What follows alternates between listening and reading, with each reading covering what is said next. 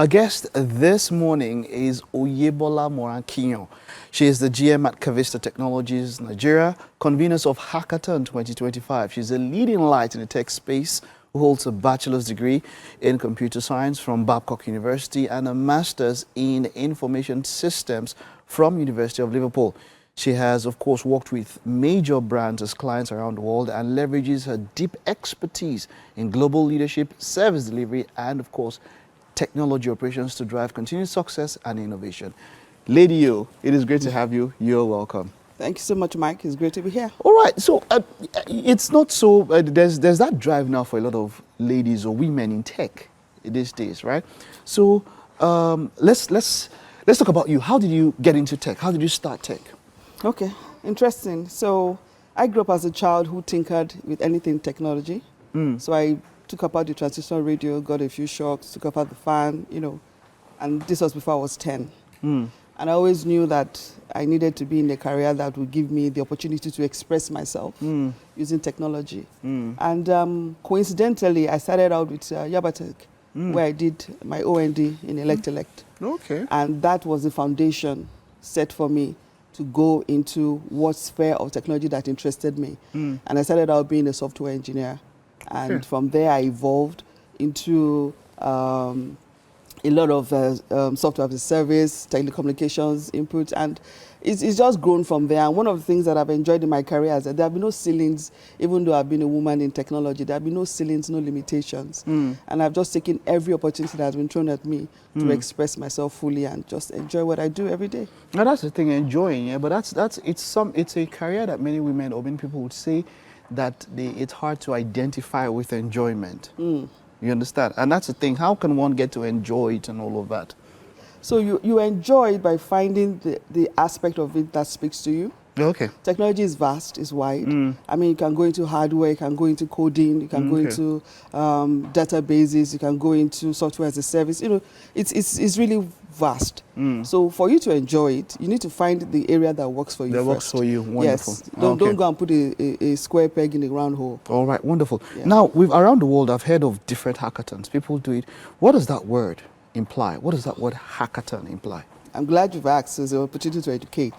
So a hackathon is, the word itself is a portmanteau of two words, and it's hacking and marathon. And hackers are known to be clever programmers. That's essentially what they are. They are people that use code to solve problems. And then a marathon speaks to endurance.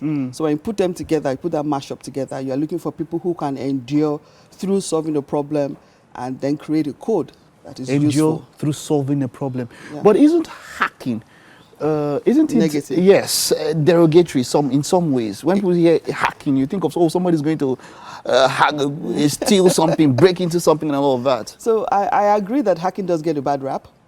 But like many things in this world, there's the good and the bad. Okay. So you have white hat hackers and you have the negative hackers. But hacking, in its sense, in the true meaning of the word, is just simply using code to create a solution. Okay. Breaking a complex solution via code. That's what hacking is. All right. And so with Atavista putting this hackathon together, what was your vision? What were you trying to achieve with this hackathon? So with this hackathon, our vision was to give the youth of this country a platform through technology to apply their creativity and innovation, and then use that to solve real-life problems. And at the end of all that experience, we want to give the youth confidence to try new things. We want to empower them with tools, with mentorship, with exposure. And then, of course, we also were looking out for top talent that we can bring on board into the Atavista Technologies family to also train them even more ready for the global stage. So it's about adding value and ultimately transforming lives and impacting our community. Okay, so is this open to, can anybody be a part of it? How do you add value in such a way via a hackathon? Okay, so what we do is that we've been scaling gradually. For the first hackathon, we had only one school, which was Babcock University. And the second hackathon last year, we had 3 schools within the Lagos metropolis.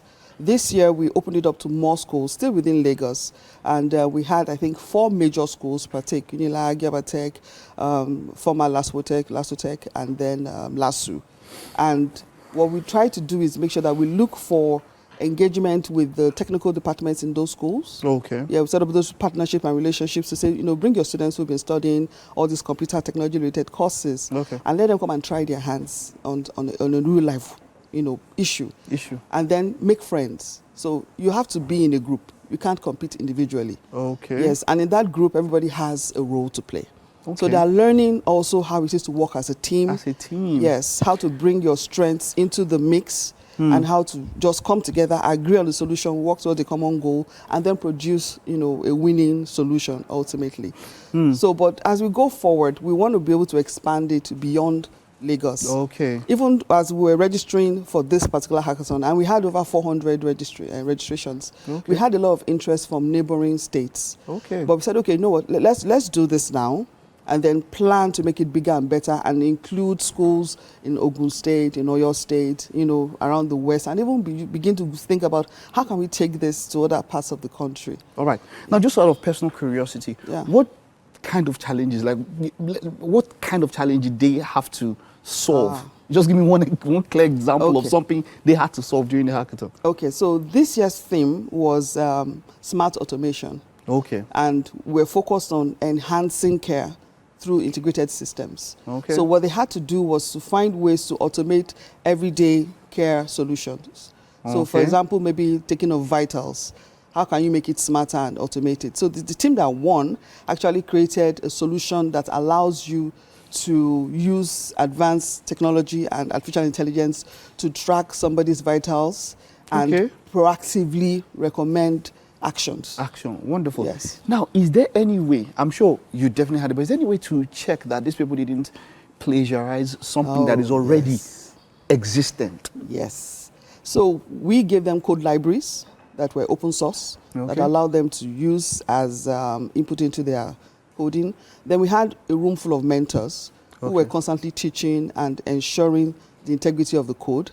And then we also had our repository within GitHub that allowed us to control the data and solve for plagiarism and using other people's existing solutions. Wonderful. So apart from just teaching, apart from them winning the prize, they can learn something while they're even competing and all of that. Lots of learning. What's the future? What do you hope to achieve with all of this? What's that long-term plan? What's on the horizon? So for us, we will do this every year. Okay. Because Atavista Technologies is here for the long haul. Okay. And we're fully invested. We are passionate, in fact, about empowering the youth of this country because we understand that they are the biggest resource of Nigeria. Okay. So we'll keep on doing this and we'll keep on making it better. Okay. Then what we want to do in the long run is also take this even beyond Nigeria, across Africa, because we have neighboring, we have partners and other, other offices. Okay. We have one in Botswana.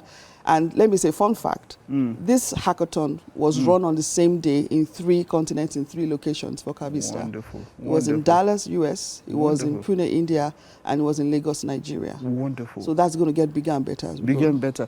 And just finally, how can anybody just be a part of this? How do people, do I have to be in an institution? Do I have to, what does it take? What is the criteria for to learn and to be a part of hackathon? Okay, first, Mike, you may not be able to participate. Sorry about that. That's not fair. But you need to be in an institution of higher learning. Okay. Because we will always verify that. We ask for a matriculum by your school. Then you need to have a passion for coding. We don't even say you need to be studying computer-related courses. We have medical doctors who have competed, who have a passion for coding. So just be in a Nigerian university, we can verify that, and then have a passion for coding. Wonderful, wonderful.